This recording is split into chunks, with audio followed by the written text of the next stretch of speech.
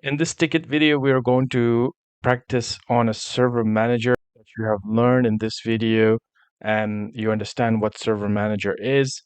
So let's go ahead and spin up our lab and let's practice it in our lab environment. So we're going to hide the documentation as we're doing something custom, so it will not be supported. Whatever I'm doing, make sure to follow it 100% step by step. So first, let's just talk about a little bit about the ticket. So as you can see, we are going to be managing a server. So the ticket is, hi, this is Stacy, the IT manager. I would like the servers to be managed from a single server. Please check how many servers we have in our environment. You see how she's using this word environment, and then add them to the management server. So she didn't mention at this point which server you should be using for the management, which you can then pick any server for this lab. But a thing like this is not going to be a ticket from a user. It's going to be either your manager, co-workers, or anybody who is going to be assigning this task to you, and not a issue type of thing. It's more like let's just do some good management over here. That's very common for sysadmins. It's not like you're always working on fixing things and troubleshooting some, connections issues in the servers and things like that. Most likely, you're also working on a lot of tasks that they give you, installations, management, and things like that is actually part of your job. So, from your basic knowledge, which I assume you should definitely know by now, what is a domain controller, what is a server. If you don't know this, this means you're lacking extreme fundamentals, and I will suggest you to take our IT support courses first and then take this course. But let's say you know that. Now, on the left side, you see in this lab, you know that your domain controller is plabdc01. You're free to open the documentation, actually check the diagram. So it will also tell you on the left side that plabdc01 is a domain controller, plabdm01 is a domain member, which basically is a normal server, and another domain member right there. And then we have some hyper-v machines as well. Now, of course, in the companies when you join, it's not easy for you to find documentations or diagrams, and not a lot of people are also up to date on this type of stuff. And some companies are. So maybe someone will sit with you in the meeting and they'll say, "Oh, this is how many servers we have." It's an Excel sheet, or they will use some sort of management. There are many softwares which we're going to discuss slowly, and third-party software that every sysadmin will have access to some sort of third-party software. Another thing is that we don't use server management all the time because we have better softwares out in the market that we use, but it's a feature. I mean, if you learn about it, then I think the concepts gets clearer to you that servers can be managed from a single point of view.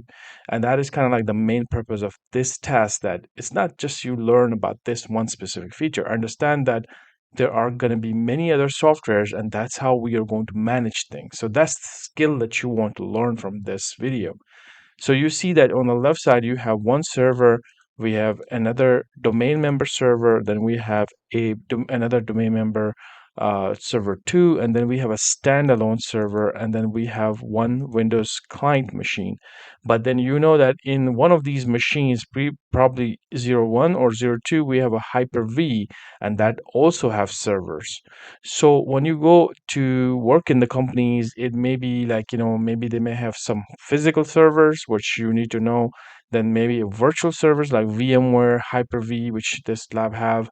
And then there could be some other things going on, maybe on the cloud as well. So when you're managing servers and then somebody gives you this task, try to understand that it's not just coming from one specific area. Servers could be coming from many different areas. And that could be, like I mentioned, physical, virtual, and maybe cloud server.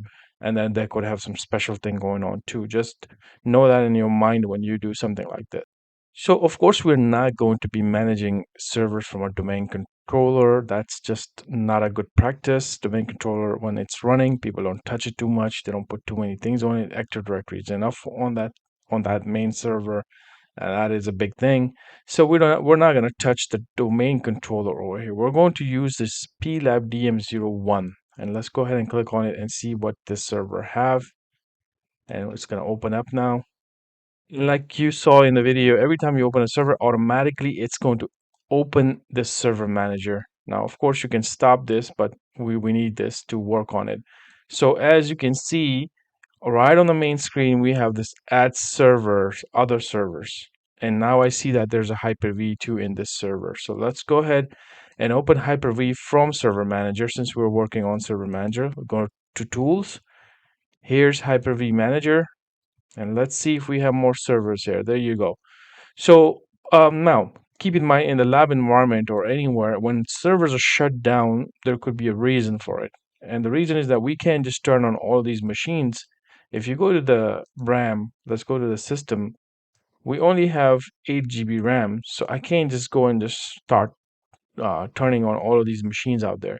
I'm just gonna open probably, let's see, let's add one core server because maybe you do want to add that sort of server in the management as well.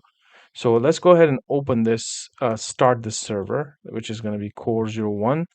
And we are going to also start the domain controller, and they even put the 2 GB RAM for each, so then it doesn't like kill the whole server. So we're going to open DC02 and the core 01 right now. So we just open that right now. Okay, these are the servers that we have right now. The rest is maybe they're turned off for a reason.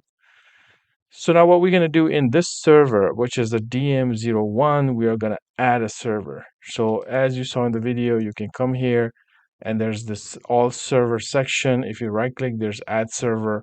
And then there is one that the server that is running, of course, is going to be there. And you can right click and the things that you show in the video, like add roles, shutdown, computer management, PowerShell. But this is a server that is on it, right? The server manager is on the specific server.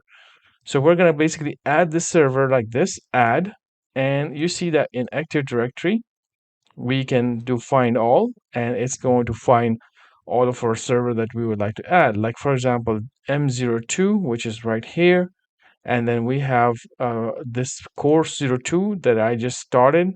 As you can see, I started that from the Hyper-V, and of course, we can add more servers if you like. This one, plab 02, is also available right here. That the reason this is pulling is because of the Active Directory. Now, if you know the basics of Active Directory, what did already happen in this company? In this company, somebody already went into plab DM01 and added the server to this plab DC01, which has what? Active Directory. So this server is joined to the domain. This server is as well joined to the domain. This is the reason why you are seeing this when you just pull this Active Directory right here, it automatically picked on those servers. And the server that you don't see is the plab SA01, which is not a part of Active Directory. It's not joined to this domain controller. So that's why you don't see that server. So the rest is available. So right now what you can do, you can basically select all and then move it to the right side and then click OK.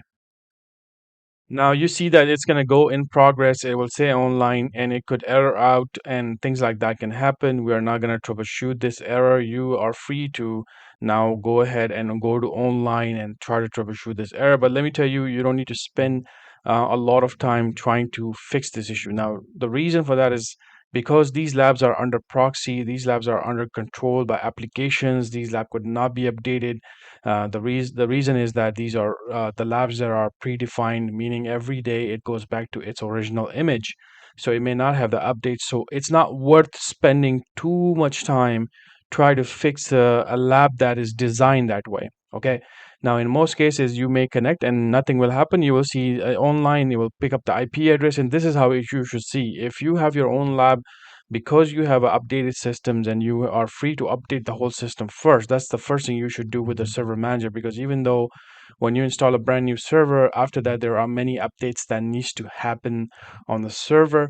You should do that in a production the same way, and then of course after that, if this error comes up or something like that, then you should spend that time troubleshooting it from the IT support skill set. You know what troubleshooting means, meaning you need to go to the event viewer, which also gives you event on the bottom, but you should also go to the event like right here, and open the event viewer and start your troubleshooting process. Go to Google, type this full error and say, I have this specific error.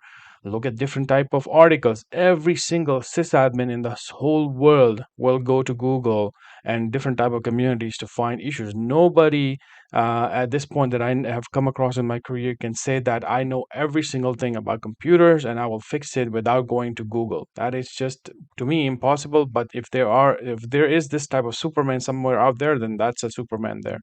So don't really think that you need to know every single thing. 15 years in IT and I still don't know an exact solution to this problem. I can go to Google and I know where to go now because of the experience, but I will go to Google and I will try to find the issue and the resolutions and everything like that. But in this lab, you don't need to do that.